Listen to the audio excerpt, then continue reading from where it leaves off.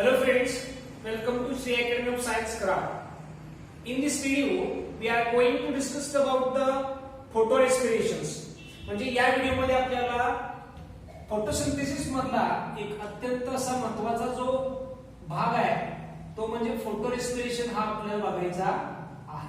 So फोटोरेस्पिरेशन.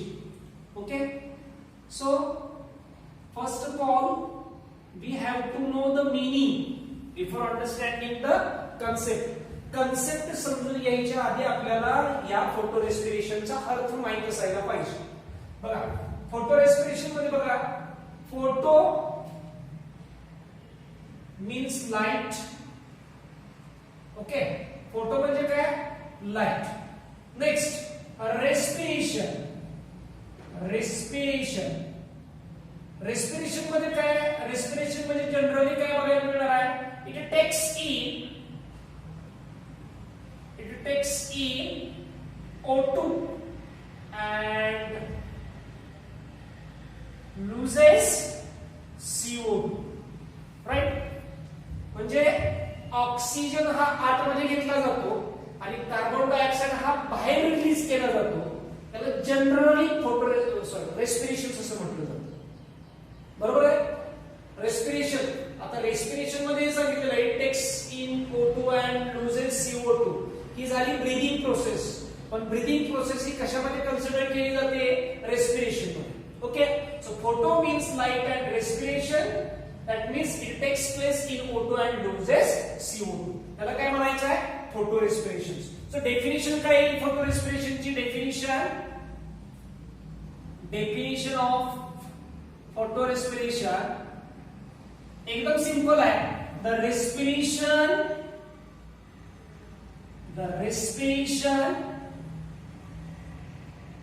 which occurs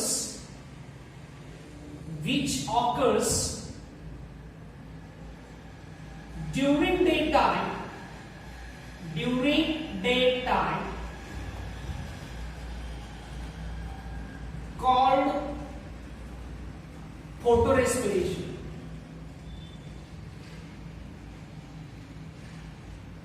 Photorespiration. Okay, समजते का? बघा, the respiration which occurs during daytime is called photorespiration. photorespiration म्हणजे काय? तर जे रेस्पिरेशन लाईटच्या सानिध्यामध्ये घडतं त्याला फोटोरेस्पिरेशन असं म्हणायचं आहे. मीनिंग काय आहे? फोटो म्हणजे light, respiration means intake of photo and loses CO2. बरोबर आहे? ही आली याची डेफिनेशन्स. आता बघा, तुम्हाला माहित आहे C3 प्लांट. C3 प्लांट म्हणजे काय? C3 प्लांट्स म्हणजे काय बघा, द प्लांट which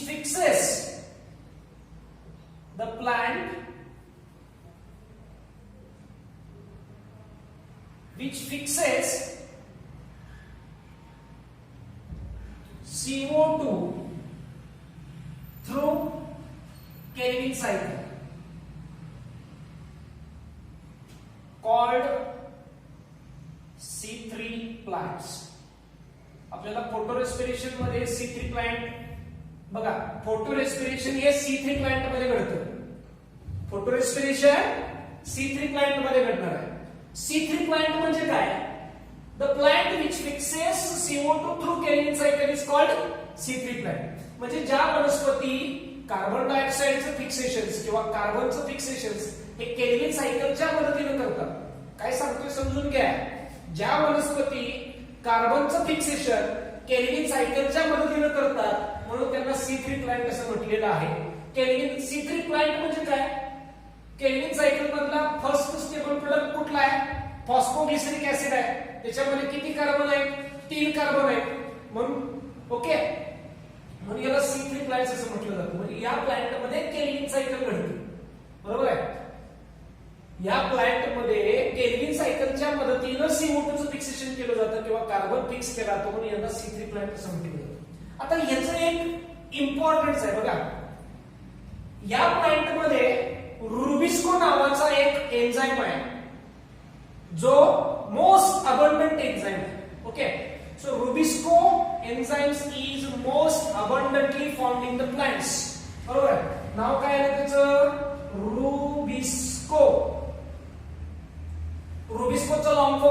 सांगितलेलं मी केल्विन सायकल सांगताना किंवा शिकवताना रुबिस्कोचं काय रायब्युलोज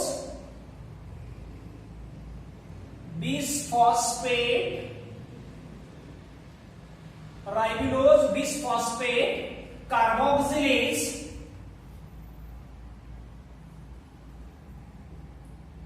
ओ म्हणजे काय ऑक्सिजनेज सो रायब्युलोज बिसफॉस्फेट कार्बोक्सिलेज ऑक्सिजनेज हा एन्झाइम आहे रुबिस्को बरोबर आहे प्लांट मध्ये C3 प्लांट मध्ये आढळणारा हा जास्त प्रमाणात आढळणारा हा एन्झाइम आहे नाव काय त्याचं rubisco ribulose bisphosphate carboxylase oxygenase आता समजून घ्या बाळांनो या ठिकाणी रुबिस्कोला एक ऍक्टिव्ह साइट आहे so rubisco has one active site रुबिस्कोला एक ऍक्टिव्ह साइट आहे बरोबर आहे त्या ऍक्टिव्ह साइटला तो एकतर काय जॉईन करेल कार्बन जॉईन करणार आहे किंवा ऑक्सिजन जॉईन करणार आहे दोन्हीपैकी कुठला तरी एक तो जॉईन करणार आहे म्हणजे तो रुबिस्को त्याच्या ऍक्टिव्ह साइटला एकतर कार्बन जॉईन करेल किंवा ऑक्सिजन जॉईन करेल म्हणजे त्या ठिकाणी रुबिस्कोच्या ऍक्टिव्ह साइटला जॉईन होण्यासाठी कार्बन आणि ऑक्सिजन मध्ये कॉम्पिटिशन असते बरोबर आहे मग ज्या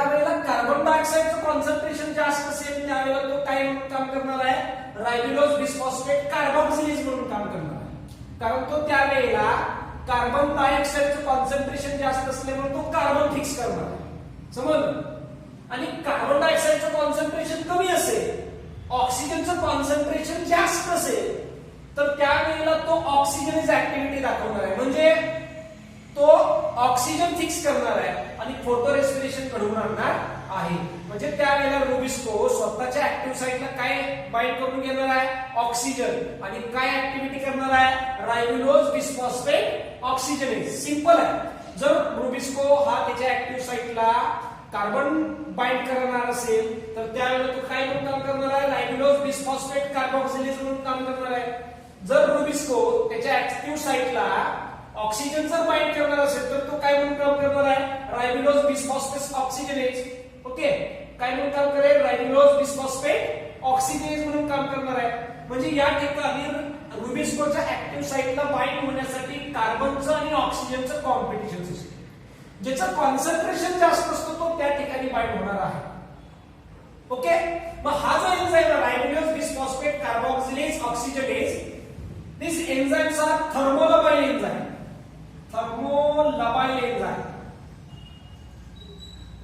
हा कसा आहे थर्मोलाबाइल एन्झाइम थर्मोलाबाइल एन्झाइम म्हणजे काय चेंज इन नेचर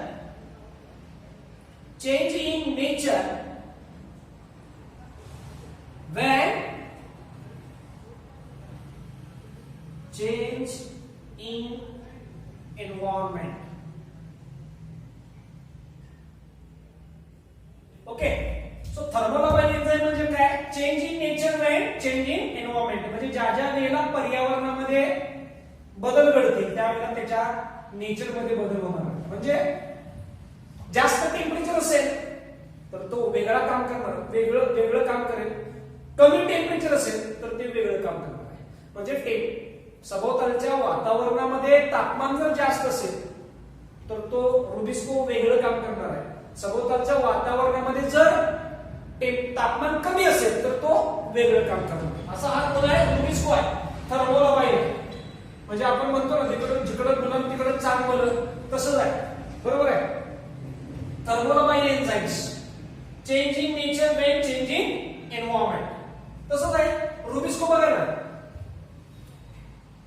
कार्बन डायऑक्साइडचं बहुमत असेल तर तो कार्बनकडे जातो आणि ऑक्सिजनचं बहुमत असेल तर तो ऑक्सिजनकडे जाणार म्हणजेच काय कार्बन डायऑक्साइडचं ऍटमॉस्फिअर मध्ये कार्बन डायऑक्साइडचं कॉन्सन्ट्रेशन जास्त असेल तर तो काय म्हणून काम करणार आहे कार्बोक्सिलेज म्हणून काम करणार आहे म्हणजे रायब्युलोज बिसफॉस्फेट कार्बोक्सिलेज म्हणून काम करणार आहे आणि कार्बन डायऑक्साइडचं कॉन्सन्ट्रेशन कमी असेल आणि ऑक्सिजनचं कॉन्सन्ट्रेशन जास्त असेल तर तो ऑक्सिजनेज म्हणून काम करणार आहे, म्हणजे त्या ठिकाणी रुबिस्को हा रायबिडोज बिसफॉस्फेट ऑक्सिजनेज म्हणून काम करणार आहे, कारण त्या ठिकाणी रुबिस्कोला एक ऍक्टिव्ह साइट आहे. त्या ऍक्टिव्ह साइट मध्ये त्या ऍक्टिव्ह साइटला बाइंड होण्यासाठी कार्बन आणि ऑक्सिजन मध्ये कॉम्पिटिशन लागलेलं असतं.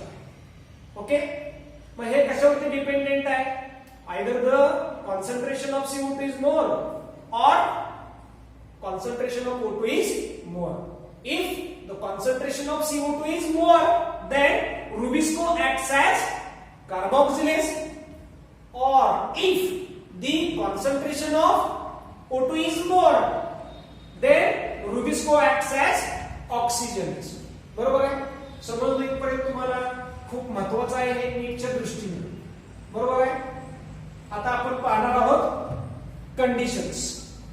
बघा conditions, when temperature is low, okay, so when temperature is low, ज्या वेळेला टेम्परेचर कमी असणार आहे त्या वेळेला काय असणार आहे? when temperature, सरळ लिहितो मी, when temperature is low and concentration of CO2 is more. बरोबर आहे? when temperature is low and concentration of CO2 is more, या ठिकाणी तुम्हाला समजायला पाहिजे टेम्परेचर लो आहे आणि CO2 चं कॉन्सन्ट्रेशन मोर. असं का होतं? तर मॉर्निंगच्या पिरियड मध्ये तुम्हाला माहित आहे हवेमध्ये थोडासा गारठा असणार आहे. बरोबर आहे? म्हणजे तापमान हे कमी असतं. मग वनस्पती काय करतात? तर जास्तीत जास्त CO2 ऍब्सॉर्ब करण्यासाठी त्यांचा स्टोमॅटा हा ओपन ठेवतात, आणि स्टोमॅटो ओपन ठेवल्यामुळे काय असणार आहे? इनटेक ऑफ CO2 जास्त असणार आहे. त्यामुळे इनटेक ऑफ CO2 जास्त झाल्यामुळे कॉन्सन्ट्रेशन CO2 चे जास्त आहे. ओके, म्हणून थोडक्यात लिहिलेलं आहे when temperature is low and concentration of CO2 is more. आता तुम्हाला माहित आहे रुबिस्को काय करेल? कोणाला जॉईन करणार आहे? CO2 चं कॉन्सन्ट्रेशन जास्त असल्यामुळे तो कुठली ऍक्टिव्हिटी दाखवणार आहे? कार्बोक्सिलेज ऍक्टिव्हिटी दाखवणार आहे. Okay, so rubisco works as carboxylase. Okay, या ठिकाणी रुबिस्को हा कार्बोक्सिलेज म्हणून काम करणार आहे. So rubisco works as carboxylase. Why rubisco works as carboxylase? Because temperature is low and concentration of CO2 is more. तापमान कमी आहे, CO2 चं कॉन्सन्ट्रेशन जास्त आहे, त्यामुळे रुबिस्को हा त्याच्या ऍक्टिव्ह साइटला कार्बनला बाइंड करणार आहे, म्हणून तो काय काम करणार आहे? Rubisco works as carboxylase. आता रुबिस्कोनं कार्बोक्सिलेज जर काम केलं तर तो काय करणार आहे? It fixes CO2 and lost O2. बरोबर आहे? त्यावेळेला तो CO2 चं फिक्सेशन करणार आहे आणि O2 लॉस करणार आहे. मग बघा, जर वनस्पती CO2 चं फिक्सेशन करत असेल आणि ऑक्सिजन जर रिलीज करत असेल तर ती प्रोसेस आली फोटोसिंथेसिस, जी ऑलरेडी तुम्हाला झालेली आहे. समजलं? So when temperature is low, concentration of CO2 is more, Rubisco works as carboxylase.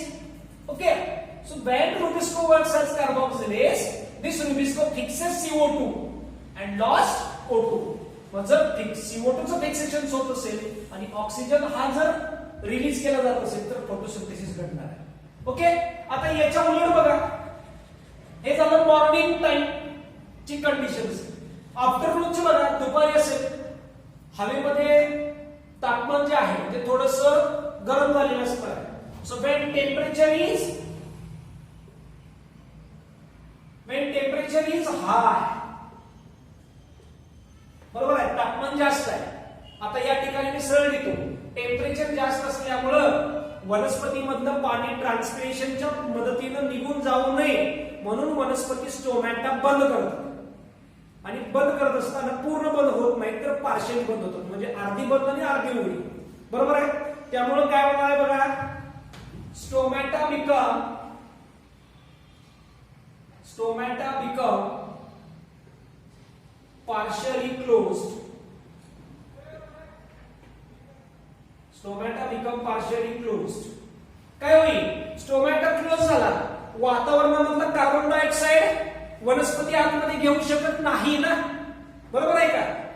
मग काय करणार आहे, तर कार्बन डायऑक्साईड बाहेरचा आतमध्ये घेतला नाही तर वनस्पती काय करते, आतमधलाच ऑक्सिजन वापरणार आणि ऑक्सिजनचं कॉन्सन्ट्रेशन वाढल्यामुळे रुबिस्को हा ऑक्सिजनेज ऍक्टिव्हिटी दाखवणार आहे. So concentration of CO2 is less and concentration of O2 is more. समजते का? बघा, concentration of CO2 is less. का कमी झालं, कारण स्टोमॅटा अर्धा बंद झाला ना, त्यामुळे कार्बन डायऑक्साईड बाहेरनं आतमध्ये घेतलंच नाही वनस्पतीनं. मग जसं कॉन्सन्ट्रेशन ऑफ CO2 कमी झालं तसं वनस्पतींमधला ऑक्सिजन वाढला ना. So concentration of O2 is more. मग या ठिकाणी रुबिस्को काय म्हणून काम करणार आहे, so rubisco work as oxygenase. Okay, त्या ठिकाणी रुबिस्को हा ऑक्सिजनेज म्हणून काम करणार आहे. मग जर ऑक्सिजनेज म्हणून काम जर केलं तर काय होणार आहे, याच्या उलट, fixes O2 and lost CO2. म्हणजे जर CO2 चं फिक्सेशन होत असेल, म्हणजे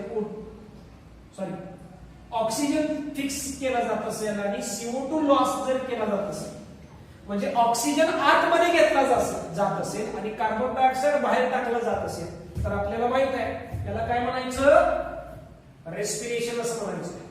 okay, so respiration. And this respiration occurs during daytime. हे दिवसाला घडतं, सूर्यप्रकाशामध्ये घडतं, म्हणून याला म्हणायचं फोटो रेस्पिरेशन. काय म्हणून याला, फोटो रेस्पिरेशन. समजलं? when temperature is high, stomata become partially closed. What happened? Concentration of CO2 is less and oxygen is more. Rubisco works as oxygenase. It fixes O2 and lost CO2. म्हणजे काय झालं, respiration. म्हणजे respiration हे दिवसाला घडतं, day time ला घडतं, याला फोटो रेस्पिरेशन असं म्हटलं जातं. समजलं का या दोन कंडिशन्स? ओके, म्हणून बघा, टेम्परेचर कमी असेल तर तो वेगळं काम करणार आहे, बरोबर आहे. टेम्परेचर जर जास्त असेल तर तो वेगळं काम करतो. म्हणून रुबिस्को म्हणजे रायबिनोज बिसफॉस्फेट कार्बोक्सिलेज ऑक्सिजनेज हा थर्मोलबाईल एन्झाइम आहे. थर्मोलबाईल म्हणजे काय, change in nature make change in environment. Okay, so this Rubisco is most abundant found in the plants. Rubisco हा असा एन्झाइम आहे जो वनस्पतींमध्ये जास्त प्रमाणात सापडणार आहे. बघा, आता कंडिशन्स नंतर फोटो रेस्पिरेशन मध्ये नीट साठी इम्पॉर्टंट आहे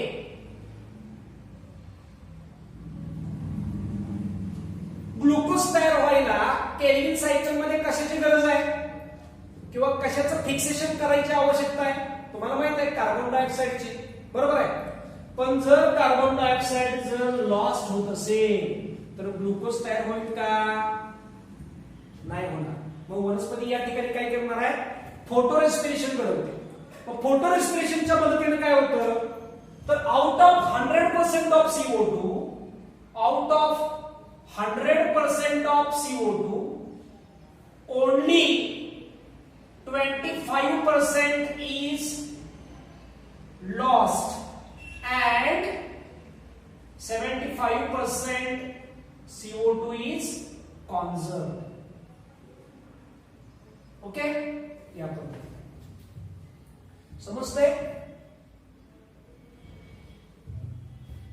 टेम्परेचर जास्त असेल तर वनस्पती CO2 चं काय करणार आहे, फिक्सेशन करत नाही, ऑक्सिजनचं फिक्सेशन करते. मग CO2 चं फिक्सेशन नाही केलं तर ती CO2 हा प्लांट मधून बाहेर टाकला जातो. बस तुम्हाला माहित आहे, CO2 चं फिक्सेशन जर केलं नाही तर ग्लुकोज तयार होणार नाही. मग यासाठी C3 प्लांट्स काय करतात, तर फोटो रेस्पिरेशन घडवून आणतात. फोटो रेस्पिरेशनच्या मदतीने काय होतं, तर जो 100% CO2 बाहेर पडणार होता वनस्पतीमधून, जे वनस्पतीला हानिकारक आहे, समजते का बघा. फोटो रेस्पिरेशनच्या मदतीने काय केलं जातं बघा, जो 100% CO2 प्लांट मधून बाहेर पडणार होता, जे वनस्पतीला हानिकारक ठरू शकलं असतं, मग ते फोटो रेस्पिरेशनच्या मदतीने काय केलं जातं, 100% CO2 बाहेर पडण्याच्या ऐवजी फक्त 25% CO2 हा बाहेर टाकला जातो आणि 75% CO2 हा कॉन्झर्व केला जातो, साठवून ठेवला जातो. ओके, म्हणजे वनस्पतीला काय होणार आहे, या ठिकाणी फोटो रेस्पिरेशन प्रोसेस जी आहे ती युजफुल आहे. कुठल्या प्लांट मध्ये घडतं फोटो रेस्पिरेशन, C3 प्लांट मध्ये घडणार आहे. म्हणून म्हटलेलं आहे, out of 100% of CO2 only 25% is lost and 75% CO2 is conserved. म्हणजे टोटल 4 कार्बन आहेत, त्यापैकी 3 कार्बन काय केले जातात, सेव्ह केले जातात किंवा कॉन्झर्व्ड केले जातात, साठवले जातात, आणि फक्त 1 कार्बन काय केला जातो, लॉस्ट केला जातो. समजतंय. आणि सगळ्यात महत्वाचं, फोटो रेस्पिरेशन घडत असताना 3 टप्प्यांमध्ये घडणार आहे किंवा 3 सेल ऑर्गॅनिल्स मध्ये घडतं. ओके, सो या ठिकाणी मी लिहितो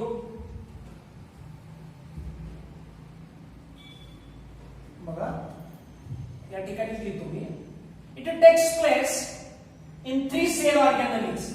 सेल ऑर्गॅनिल्स,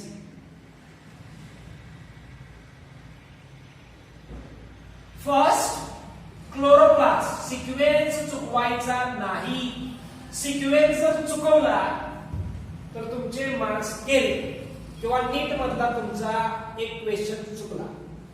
बरोबर आहे. तुम्हाला माहित आहे cell organelles, photorespiration 3 cell organelles मध्ये करणार आहे. First chloroplast, second peroxisome, and third one is the mitochondria. समजून घ्या, बरोबर आहे. फोटो रेस्पिरेशन C3 प्लांट मध्ये, फक्त C3 प्लांट मध्ये घडतं आणि ते 3 सेल ऑर्गॅनिल्स मध्ये घडणार आहे. पहिली सेल ऑर्गॅनिल्स क्लोरोप्लास्ट, दुसरी टेरॉक्सिझोम्स आणि तिसरी माइटोकॉन्ड्रिया. सिक्वेन्सच लक्षात ठेवायचं आहे. तुम्ही असं म्हणला पहिली पेरॉक्सिझोम्स, दुसरी माइटोकॉन्ड्रिया, तिसरी क्लोरोप्लास्ट, चालणार नाही. ओके, त्या ठिकाणी तुमची कन्सेप्ट किंवा संकल्पना जी आहे ती चुकणार आहे. So photo respiration occurs in 3 cell organelles. First one is the chloroplast, second one is the peroxisomes and third one is the mitochondria. Okay, समजलं इथपर्यंत. आता याच्यानंतर आपण बघणार आहोत मेकॅनिझम ऑफ फोटो रेस्पिरेशन. बरोबर आहे. आता आपण actual mechanism of photo respiration पाहणार आहोत. बरोबर आहे. So photo respiration takes place in 3 cell organelles. First one is the chloroplast. So chloroplast ची डायग्राम बघा. क्लोरोप्लास्ट हा double membrane bound cell organelles आहे. बरोबर आहे ना. So chloroplast is a double membrane bound cell organelles. म्हणजे याच्यामध्ये आपल्याला 2 लेयर काढायचे.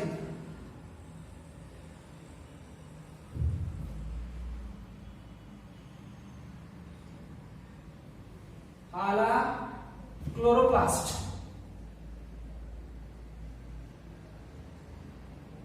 Second peroxisomes. पेरॉक्सिझोम्स हा single membrane bound cell organelles आहे. लक्षात ठेवा, त्याच्यामध्ये हायड्रोजन पेरॉक्साइड आपल्याला जास्त बघायला मिळणार.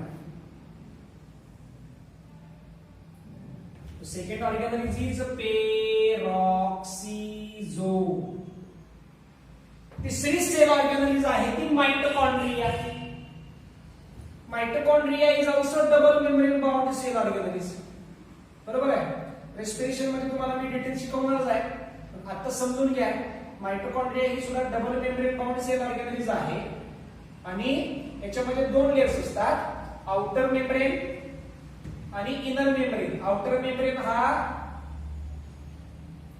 काय असणार आहे, स्ट्रेच्ड असणार, आणि इनर मेम्ब्रेन हा highly folded which shows finger like projections. बरोबर आहे.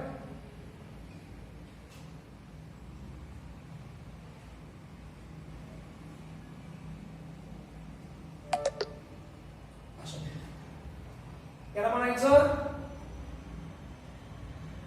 माइटोकॉन्ड्रिया.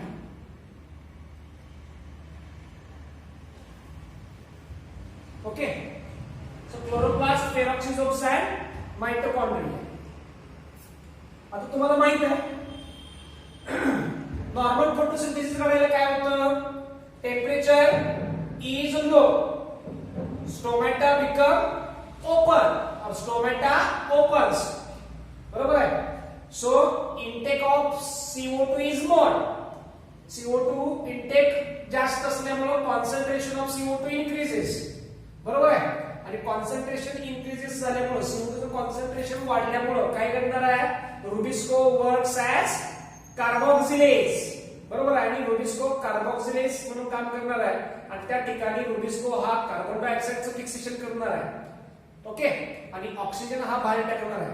ही आली आपली नॉर्मल फोटोसिंथेसिस प्रोसेस, राइट. आता अपोजिट झालं काय होणार आहे, when temperature is hi, okay, and CO2 concentration is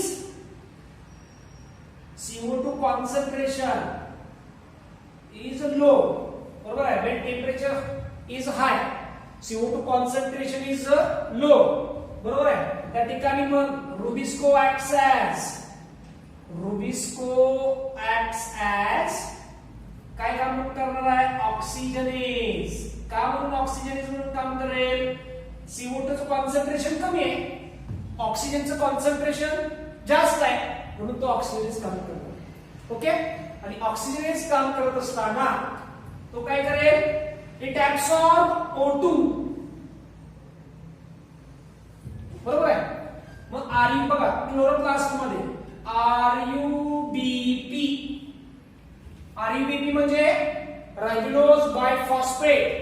किती कार्बन आहेत, 5 carbon compound, absorb oxygen and it splits into 2 molecule or 2 compound, phosphoglyceric acid, 1 molecule of phosphoglyceric acid having 3 carbon compound.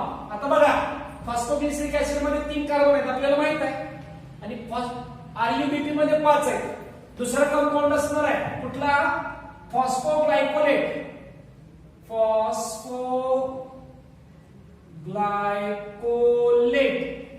याच्यामध्ये किती असतील, 3. 5 मधले 3 गेले, राहिले 2 carbon. Okay, so RUBP present in chloroplast, RUBP absorb O2, sorry, right, RUBP absorb O2 in presence of enzyme Rubisco, बरोबर आहे. Rubisco काय म्हणून काम करणार आहे, ऑक्सिजनेज म्हणून काम करणार आहे. and this RUBP splits immediately into 1 molecule of PGA and 1 molecule of phosphoglycolate. PGA having 3 carbon compound, phosphoglycolate having 2 carbon compound. PGA remains there as it is. PGA हा क्लोरोप्लास्ट मध्ये थांबतो, बरोबर आहे. Phosphoglycolate undergoes a dephosphorylation to form glycolate. फॉस्फोग्लायकोलेटचं डिफॉस्फोरायलेशन होतं आणि काय तयार होणार आहे, ग्लायकोलेट तयार होणार आहे. बरोबर की फॉस्फोग्लायकोलेट मधला फॉस्फेट ग्रुप निघून गेला, म्हणजे फॉस्फो निघून गेला, राहिला काय, ग्लायकोलेट. 2 कार्बनचे 2 carbon. These glycolate diffuse from chloroplast to peroxisomes. काय झालं, डिफ्युजन झालं, राईट. म्हणजे हा ग्लायकोलेट क्लोरोप्लास्ट मधून डिफ्यूज होऊन कुठे येणार आहे, पेरॉक्सिसोम्स मध्ये येणार आहे. सो ग्लायकोलेट, बरोबर आहे. ग्लायकोलेट मधला this glycolate is converted into glyoxylate. लक्षात कसं ठेवायचं, co is removed and oxy is added, co is removed and oxy is added, बरोबर आहे. सो ग्लायकोलेट CO काढून टाका आणि को काढून टाका आणि ऑक्सी टाका. Glycolate is converted into glyoxylate plus H2O2. म्हणजे जो तयार होणारा जो ग्लायऑक्सिलेट आहे तो हायड्रोजन पेरॉक्साइड बरोबर रिएक्ट करणार आहे. Okay, and this glyoxylate plus hydrogen peroxide is converted into glycine. One of the amino acid glycine. याच्यामध्ये सुद्धा दोन कार्बन कंपाऊंड तयार होणारा ग्लायसिन सुद्धा किती आहे? दोन कार्बन कंपाऊंड आहे। हे झालं पेरॉक्सिसोम्स। Glycine diffuse from पेरॉक्सिसोम्स to mitochondria. हा जो ग्लायसिन आहे तो पेरॉक्सिसोम्स मधून माइटोकॉन्ड्रिया मध्ये येतो, बरोबर आहे? सो ग्लायसिन दोन कार्बन प्लस पहिला असणारा ग्लायसिन, ग्लायसिन आणि ग्लायसिन दोन कार्बन आहेत, दोन दोन चार कार्बन आहेत, चार पैकी एक कार्बन CO2 च्या फॉर्म मध्ये लॉस होतो। CO2 is lost from mitochondria, कारण रेस्पिरेशन माइटोकॉन्ड्रिया मध्ये होतं ना, बरोबर आहे? So CO2 is lost from mitochondria. कशामधून लॉस झाला? Glycine plus glycine. टोटल किती कार्बन झाले? चार। चार पैकी एक कार्बन CO2 च्या फॉर्म मध्ये लॉस झाला। तयार काय होणार आहे? Glycine plus glycine after the loss of carbon in the form of carbon dioxide, it forms serine, right? serine मध्ये किती कार्बन? बघा चार पैकी एक निघून गेला, राहिले तीन carbon, okay? This serine is diffused from mitochondria to peroxisomes. पुन्हा हा तयार होणारा serine माइटोकॉन्ड्रिया मधून पेरॉक्सिसोम्स मध्ये येणार आहे, right? So serine having 3 carbon compound. Serine is converted into glyceric acid. Glyceric acid having 3 carbon compound. आता हा जो glyceric acid आहे पेरॉक्सिसोम्स मध्ये तयार झालेला, this glyceric acid diffused from peroxisomes to chloroplast, बरोबर आहे? आणि क्लोरोप्लास्ट मध्ये गेल्यानंतर ग्लिसरिक ऍसिड पेरॉक्सिसोम्स मध्ये गेल्यानंतर त्याचं फॉस्फोरायलेशन होणार आहे। हा फॉस्फेट ग्रुप पुन्हा इकडे वापरला जाईल, बरोबर आहे? म्हणजे हा रिलीज केला जाताना फॉस्फेट ग्रुप ATP च्या फॉर्म मध्ये स्टोअर केला जाईल, बरोबर आहे? पुन्हा वापरला जाताना ATP फोडून वापरला जाईल, बरोबर आहे? So glyceric acid is phosphorylated with the help of ATP. This ATP is converted into ADP, म्हणजे कारण यातला फॉस्फेट ग्रुप वापरून टाकला ना, this glyceric acid is converted into phosphoglyceric acid having 3 carbon compound, okay? म्हणजे पहिला असणारा एक फॉस्फोग्लिसरिक ऍसिड आणि असा तयार झालेला एक फॉस्फोग्लिसरिक ऍसिड एक केल्विन सायकल मध्ये एंट्री करतात। So it enters into the kelvin cycle. हा फॉस्फोग्लिसरिक ऍसिड याच्यामध्ये आहे आणि दिस केल्विन सायकल प्रोड्यूस ग्लुकोज। ते केल्विन सायकल ग्लुकोज तयार, ओके? अशा पद्धतीने हे काय असणार आहे? तर फोटो रेस्पिरेशन घडणार आहे। फोटो रेस्पिरेशन घडत असताना कुठल्या प्लांट मध्ये घडणार आहे? C3 प्लांट मध्ये घडणार आहे। पुन्हा एकदा शॉर्ट मध्ये बघा, temperature is hi, CO2 concentration is low. Of course Rubisco acts as oxygenase. Rubisco हा ऑक्सिजनेज म्हणून काम करणार आहे का? CO2 चं कॉन्सन्ट्रेशन कमी आहे, ऑक्सिजनचं जास्त असल्यामुळे रुबिस्को हा त्याच्या ऍक्टिव्ह साइटला कुणाला बाइंड करून घेईल? ऑक्सिजनला, म्हणून तो ऑक्सिजनेज म्हणून काम करणार आहे. सो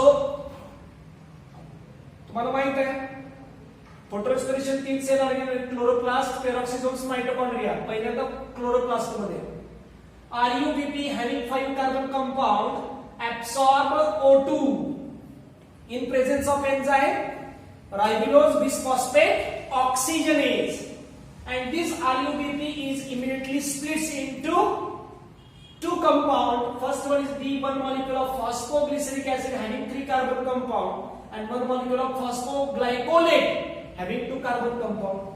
या RUBP न रुबिस्कोच्या मदतीने म्हणजे रायबुलोज बिसफॉस्फेट ऑक्सिजनेजच्या मदतीने ऑक्सिजन ऍब्सॉर्ब केला आणि त्याचं इमिडिएट स्प्लिटिंग 2 कंपाऊंड मध्ये झालं. पहिलं कंपाऊंड फॉस्फोग्लिसरिक ऍसिड ज्याच्यामध्ये 3 कार्बन आहेत, दुसरं कंपाऊंड फॉस्फोग्लायकोलेट ज्याच्यामध्ये 2 कार्बन आहेत. फॉस्फोग्लिसरिक ऍसिड हा क्लोरोप्लास्ट मध्ये तसंच थांबला. फॉस्फोग्लायकोलेटचं डिफॉस्फोरायलेशन झालं म्हणजे फॉस्फोग्लायकोलेट मधला फॉस्फेट ग्रुप काढून टाकला, तयार काय झाला? ग्लायकोलेट. याच्यामध्ये 2 कार्बन. हा तयार झालेला ग्लायकोलेट क्लोरोप्लास्ट मधून पेरॉक्सिसोम्स मध्ये डिफ्यूज होणार आहे. आला ग्लायकोलेट. सो ग्लायकोलेटचं कन्व्हर्जन ग्लायऑक्सिलेट मध्ये होतं आणि त्या ग्लायऑक्सिलेटची रिएक्शन हायड्रोजन पेरॉक्साइड बरोबर होणार आहे. आणि glyoxylate plus hydrogen peroxide it will form glycine जो अमायनो ऍसिड आहे.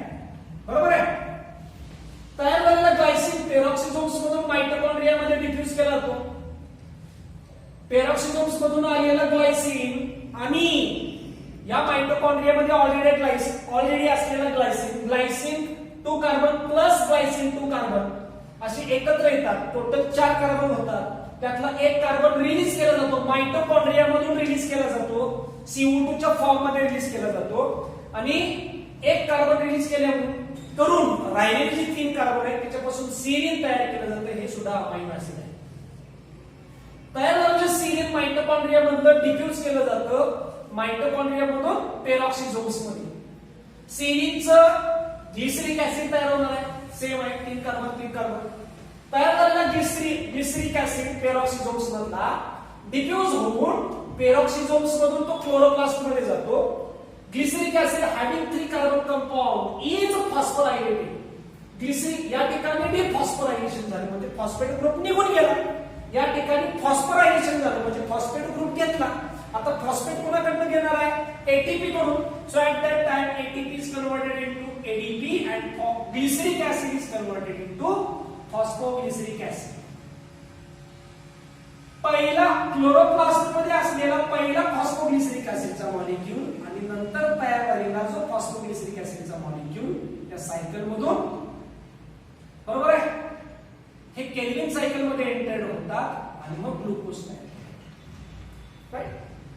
हे झालं फोटो रेस्पिरेशन. सगळ्यात महत्वाचं फोटो रेस्पिरेशन.